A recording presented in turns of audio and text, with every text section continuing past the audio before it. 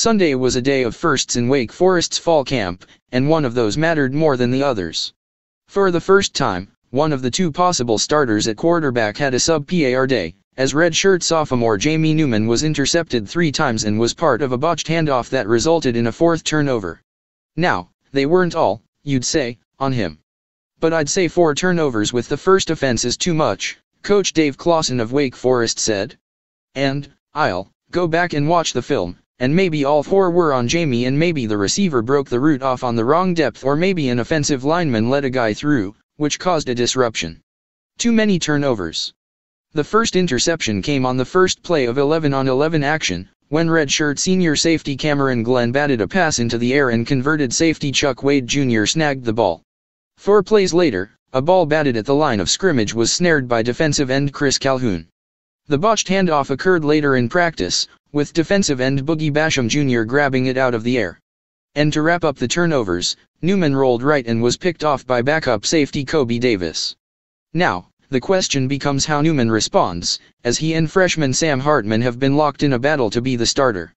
I'll say this, I think Jamie's ability to handle adversity is much better than it was 2 years ago. It's just part of his growth and maturation. He's getting reps that matter, really, for the first time in his career, other than the spring, Clawson said. And there's a different mentality when you're trying to be the starter and you're running with the ones and every little thing matters. The catch-22, Clawson explained, is that the Deacons' defense was disruptive enough to cause the turnovers. Glenn said that's because, in the second year with defensive coordinator Jay Sovell, the Deacons are moving faster and communicating better.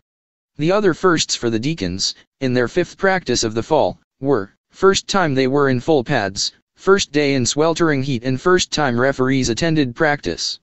It made for what Clawson and Glenn called good work. It's our first day in full pads. It was good heat work.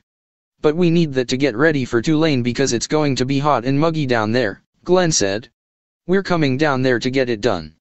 We've got to start off the year in a big way. Oh, and maybe the first that Glenn appreciated most was the Deacon Tunnel. It's a drill with 3 blockers against 3 defenders, and 1 running back has to get past all 3 levels in a narrow space. Glenn was in the first rep and made the tackle on running back Matt Colburn too. Clawson keeps score throughout the drill: a point for the offense if the ball carrier reaches a certain point, a point for the defense if he's stopped. The defense won. I'm pretty sure I was the first person to go last year. I think I might have missed the one last year, Glenn said, adding a "yes sir" when asked if that gets the juices flowing for the first day with full pads. It's always a great tradition to start pads. I think guys look forward to it and we try to get them 1 or 2 reps each. It's a little bit of a tone setter for practice, and it's always a fun drill to watch, Clawson said. It's fun to go watch it on film now and see who really stepped up and who backed down.